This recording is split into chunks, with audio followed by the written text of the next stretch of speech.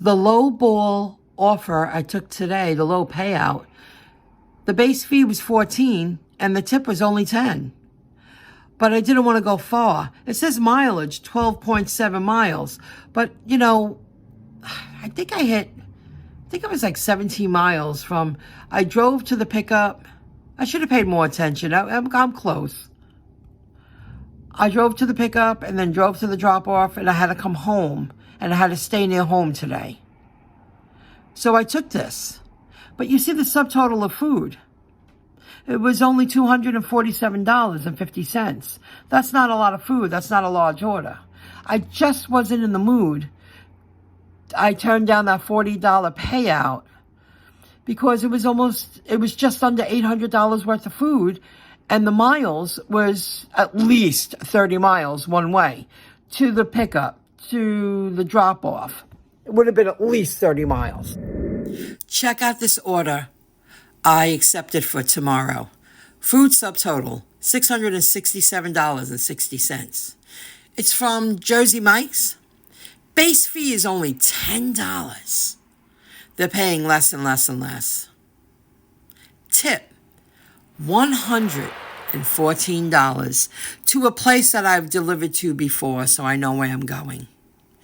Taking that lowball offer today, they sent me this today. Yesterday, I delivered a delivered delivery, and I wasn't slow. I was feeling pretty good. I was moving pretty quickly, and I even had assistance when I got to the drop-off. But what these apps don't understand, first of all, I think they give their impression a human is reaching out when it's really artificial intelligence. And like this last message, it looks like you haven't delivered the order yet. Can I help? I think that's artificial intelligence. And if you write back, I believe a human steps in. I think that's how it works. You have to understand with that delivery yesterday, I wasn't slow. I pulled up. It was a small parking lot right in front of the building. I walked in. I introduced myself. The young gentleman said, "Please, can you give me a moment? There's another office right next door. I want to see where she would like us to deliver it." No problem. Followed him halfway outside. He went inside for a minute. He came out. He said, "We're going to go 3 storefronts over and deliver it to that office." Okay. They're coming out to help you. Okay. I get my cart out. I start piling up the cart. The people come out. "We'll help you." It was 2 women and him and me. We'll take it. I said, "It's a lot of boxes." And it was a guac pickup, only $650. It was like $650 to $700 worth of guac food, but it was a lot of light food, a lot of boxes, a lot of half tins, a lot of bags. So I piled my cart, and I said, "Do you mind taking those other bags?" And they all took 1 bag. And they were like, "Wow." They were quick about it. They were like, "Wow, good thing you have that cart." We went all the way in to the 3rd store. Now we get inside. These people were super helpful. They made 2 areas and two rooms right next to each other to set up the breakdown. So they felt everyone won't have to go to one table all at the same time to grab the food. They had double of everything. So they made 2 serving areas, which made a lot of sense. Well, that took at least 10 minutes. I was in there at least 10 minutes, not including the 10 minutes outside. They're sending me that text. I just ignore it now. Because if I'm not having a problem and it's taking another 10, 20 minutes, that's what happens in the field. That's the way it goes.